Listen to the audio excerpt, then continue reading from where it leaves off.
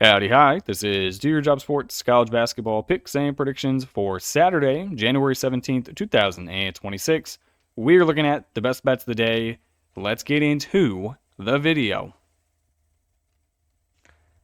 All right, so this is going to be the worst day of the year. Probably should not have bet every single game on only a 7-game slate. Although I feel like a few of these were the right sides. We're going to get into what actually went on. It was not good in any sense of the imagination. We go 1-7, bringing our season record to 272 and 221.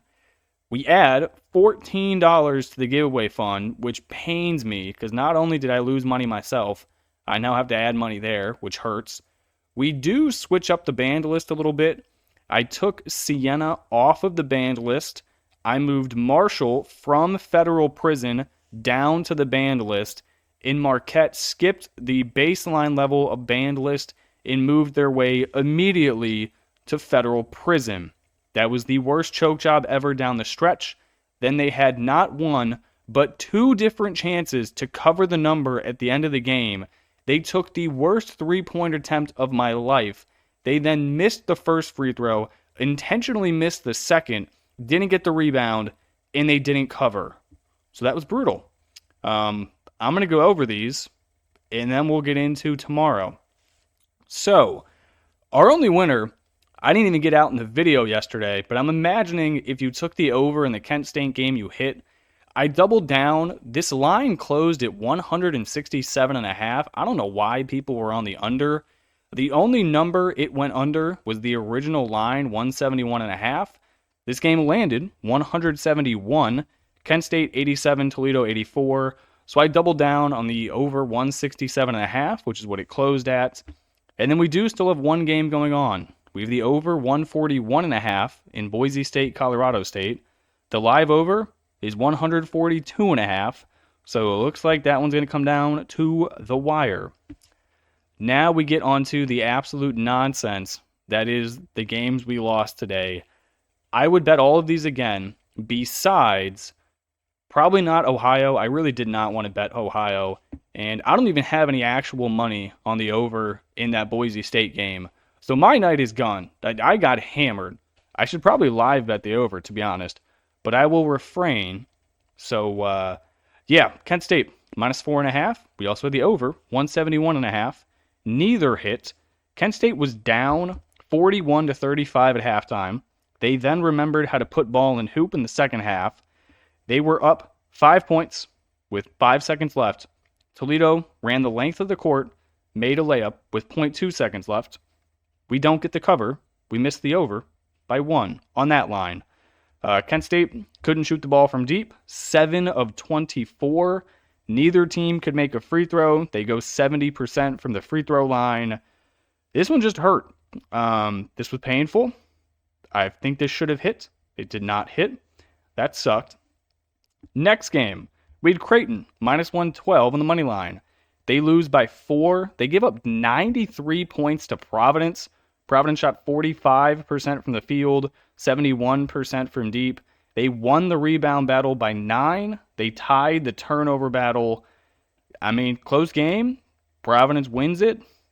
That was about that. Next one, Ohio, -3.5. I think they were down like 15 at halftime to Ball State. They were down 13, 31-44. They win the second half. They had a chance with 30 seconds left. They had 2 free throws. They make both. They tie the game. They don't make both. They miss one of them. They then play the foul game. They lose the game by 5 points. Ohio shoots 48% from the field, 25% from deep. They tie the turnover battle. They tie the rebound battle. They lose the turnover battle. I am realizing Ohio has a massive problem. They did not have a single bench point tonight. Not one dude scored a point off their bench. You had Hadaway with 22, Simmons with 13, Pavletsky with 22, Sheldon with 5, and Kelly with 9. How do you go an entire game without a single bench point? That is ridiculous. Ball State had 23 points off their bench. That was the difference in the game. I didn't have much money on Ohio because I really did not want to bet that game. If I did not move Marquette to federal prison, Ohio would be back on the banned list. Next one, Baylor plus 7.5. This one never really stood a chance. Baylor lost this game by 18. Need I introduce you Darren Peterson, 11 of 13 from the field? Or how about Flory Badunga, who went 11 of 14 from the field? You had two players combined 22 of 27. Good God. Did Zeke Naji even play any minutes? He did. Or is that his first name? James Naji? It's James, not Zeke. My brain's all out of whack. He did. He played 6 minutes and he didn't score. Yep, you suck. Then we had Loyola Chicago, who was down 1 point at halftime. 1. It was 31-30. They lost this game by 27. Dayton 78, Loyola 51. Second half score 47-21. The Ramblers shot 33% from the field, 24% from deep, and 56% from the free throw line. Dayton honestly didn't even play that well. They lost the rebound battle. They won the turnover battle. They just actually put ball in hoop. And then finally, the team that is in prison, Marquette, plus 3.5. They had an 8-point halftime lead. DePaul wins this game by 5. Marquette could have hit 2 free throws at the end of the game to try to get it back to 3. They did not. They also could have hit a 3-pointer. They did not. That was the ugliest non-covered choke job I think I've ever seen. Marquette, you're in prison. You're staying in prison for a long time. I'm pretty sure Marshall was up there for about a month. So that is probably how long you will be up there. All right, let me get a score update on this Boise game. Dude, I'm going to live bet this. I'm pissed off to the point where I think I'm going to do it. The live over-under is 141.5, so it's even with what we got. All right, I'm going in. Let's do it. All right, so we're going to move on from whatever I just witnessed. Now, this is where I will state I have yet to have a positive Saturday the entire year. It is the middle of January. I have not made money once betting on a Saturday. So, take for this what you will. I'm going to be keeping these bets light, but we're going to get after it. First game, Florida, Vandy, SEC action. I'm going to take the over, 160.5. Both of these teams, 3-1 in conference play. This game's going to matter a decent amount when it comes to actual March Madness seeding. Vandy coming off their first loss of the year at Texas. I like them to bounce back and score 90+. Florida, 12-5 on the year, currently riding a 3-game winning streak in SEC play. They beat Georgia, Tennessee, and Oklahoma, so you have 2 tournament teams out of the 3. They have scored 92, 91, and 96 points in all of those games. Their guards, Xavier Lee, Boogie Flan, finally starting to hoop. Their front court, always doing what they do, probably the best in the entire country, to be honest. They are the best rebounding team in the entire country. They should be able to dominate the offensive glass, get a decent amount of putback buckets. Vandy, 16-1. They just lost 80-64 against Texas. Did not shoot the ball well. 37% from the field. Normally, they average 91 a game, top 50 pace, shoot at 50% from the field. Bounce back spot at home. This place will be rocking. I'll take the over, 160.5. All right, next game we got, I believe this is my first time betting Grand Canyon the entire year. The Mountain West time, they've been decent so far, 3-2 in conference play. They get to host Utah State, 15-1. They're the only ranked Mountain West team. This should be a close game. It's going to be packed. This is an online university, but everyone is still on campus. They're going to get up. It's going to be hype. I will take the Antelopes. Utah State, 15-1 on the year. Their one loss came on the road at South Florida. They lost that game by 13. This is a veteran team. They're led by Mason Falslev. He's a junior. If you can contain him, I think the Lopes are going to win the game. He averages like 23 points a game. The dude is a demon. They score 86 a game, played a bottom 125 pace, 43% from the field. The strength of schedule they've played has not been fantastic. This is probably the toughest road environment they've played at so far. I will fade them. Grand Canyon 10-6 on the year, first year in the Mountain West, coming off of a 23-point road loss to New Mexico. Bounce back spot at home. They score 75 a game. They play really slow. They're solid on defense, solid on the boards, top 100 in the country in both. I think they can win this game on a shmoney line. All right, next game we are headed to the MAAC. Fairfield's catching 9.5 points on the road at Marist. This Marist love has gone too far. Their defense is ranked ridiculously high. I think they're due for a slap in the face. I will take Fairfield plus the points. The Stags, 11-7 on the year, 3-4 in conference play. They're on a 3-game winning streak, though. It's come against Niagara by 8, Ryder by 6, and then Manhattan by 26 points.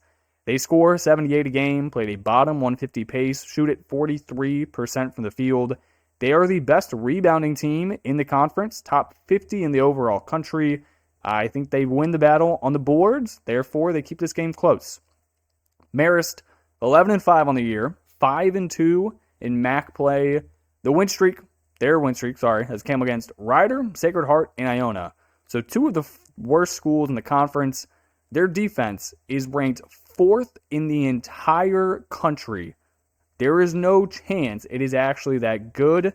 These metrics are thrown out of a window. I don't believe them. It is false news. We need to count again. Count the papers. Count the votes. They're not real. I'm going to build a wall. I'm going to put it against Marist. I'm going to build a tall wall. Give me Fairfield. Next game, Missouri Valley. I'm going to take Murray State laying the 13.5. I will also take the over, 163.5. Indiana State's coming off of a ridiculous home win against conference favorite Illinois State. They are now back on the road at Murray State. They are going to get killed in a great letdown spot. Murray State's been really good. They have not had a smash spot game like this since Bradley 2 weeks ago. I think they lay it on them. Indiana State 9-9 on the year, 2-5 in conference play, 76 points a game, top 150 pace, shoot at 46% from the field. Their problem is they can't shoot the ball from deep, 30% from three-point land. This team is horrible at rebounding, second last in the conference. They are also dealing with a few key injuries to the Harding brothers. One is a forward, one is a guard. I don't think either of them are going to play. Murray State 15-3 on the year, 7-0 in conference play. It's not looking great for an at-large bid. They basically have to run the table, but it's still out there. It's possible. They score 88 points a game, played a top 40 pace, shoot at 48% from the field. This team loves the three ball. They make 11 of them a game, top 75 in rebounding. For the most part, they're a bunch of Europeans. I like that. They've played a lot of basketball. I will take the Racers, minus 13.5.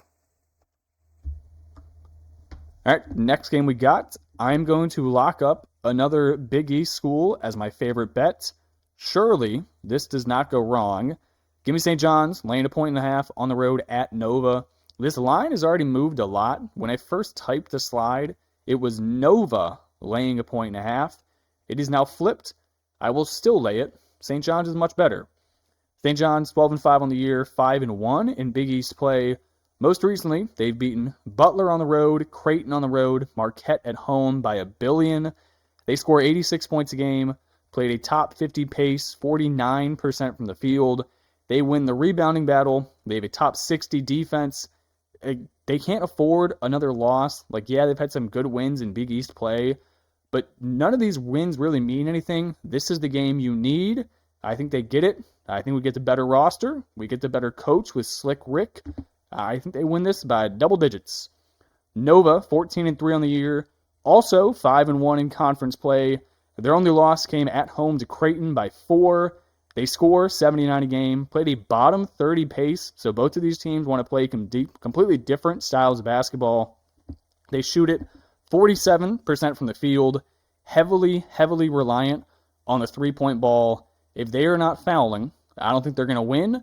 They are also horrible on the glass. I will take St. John's. This is my favorite bet of the day. Go Johnnies. All right, and then next game we got, it is Virginia on the road at SMU. I'm going to take the Wahoos again, laying 1.5. I think they're the significantly better team.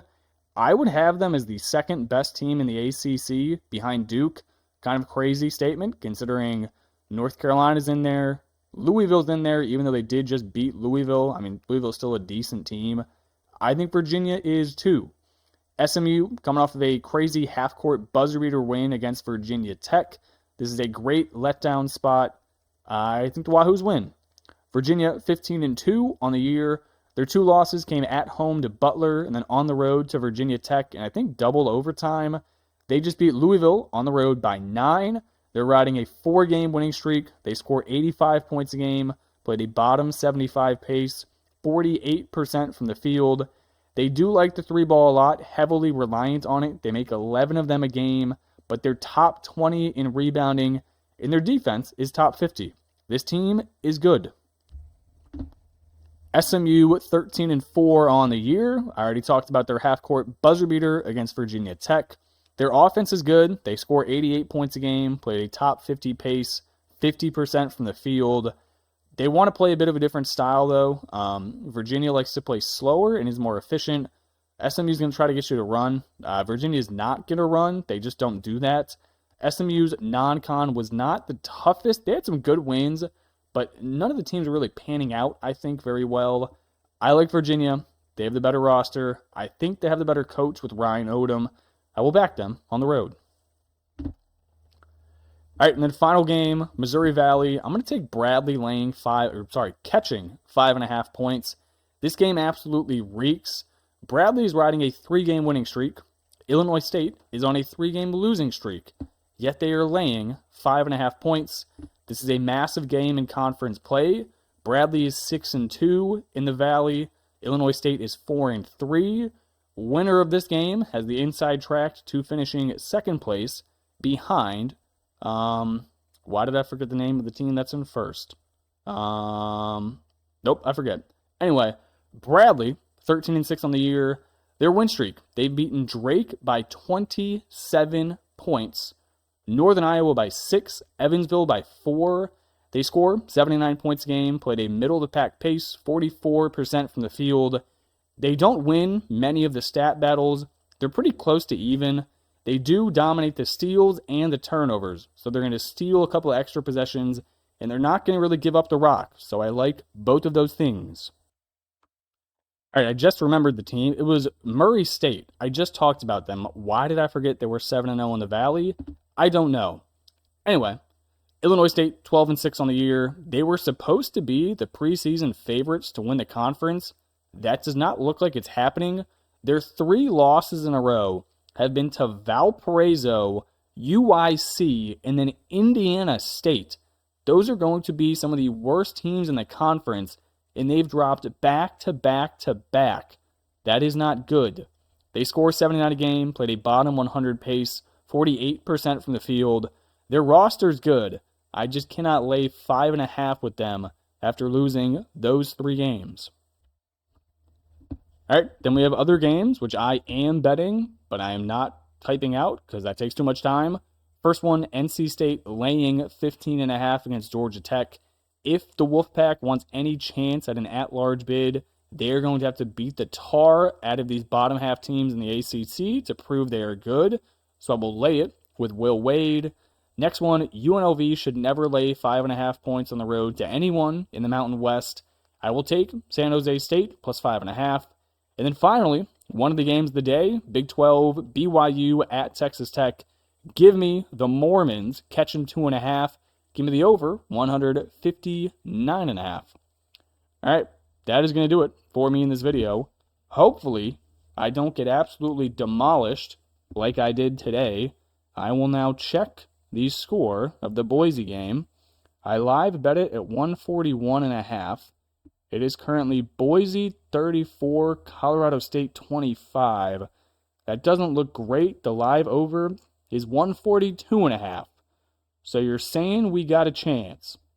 All right, I appreciate you guys watching and tuning in. I will catch you in the next one. Peace.